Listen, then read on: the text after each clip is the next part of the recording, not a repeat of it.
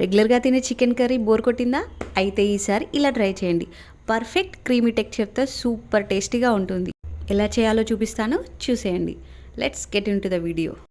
Welcome to nutritionist by Sravanthi. And ఇలాగే మంచి మంచి వంటల కోసం నా ఛానల్ని సబ్స్క్రైబ్ చేయండి. ఫస్ట్ ఒక మిక్సింగ్ బౌల్లో చికెన్ తీసుకోవాలి. దాంట్లో 2 స్పూన్స్ అల్లం వెల్లుల్లి పేస్ట్ వేసుకోవాలి. కొంచెం పసుపు, మన టేస్ట్కి సరిపోయేంత ఉప్పు, కొంచెం ధనియాల పొడి, కొంచెం గరం మసాలా, అలాగే కారం.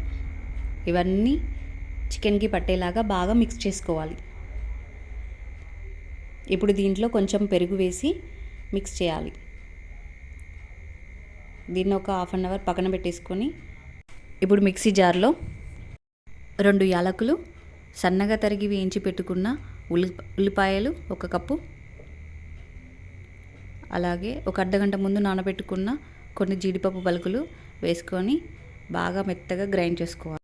ఇప్పుడు దీన్ని పక్కన పెట్టి స్టవ్ మీద కడాయి పెట్టి ఒక 4 టేబుల్ స్పూన్స్ ఆయిల్ వేసుకొని అందులో మసాలా దినుసులన్నీ వేసుకొని ఉల్లిపాయలు, పచ్చిమిర్చి, పుదీనా వేసి బ్రౌన్ కలర్ వచ్చేదాకా రోస్ట్ చేసుకోవాలి. ఇప్పుడు దీంట్లో కొంచెం పసుపు వేసి కలుపుకోవాలి.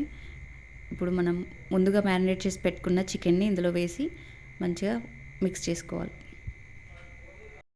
చికెన్లోని నీరంతా బయటికి వచ్చి చికెన్ మంచిగా ఉడికేంత వరకు మూత పెట్టి కుక్ చేసుకోవాలి.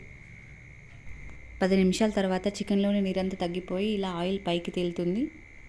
ఇప్పుడు మనం దీంట్లో ముందుగా మిక్స్ చేసి పెట్టుకున్న మిశ్రమాన్ని అంతా వేసుకొని మంచిగా కలుపుకోవాలి.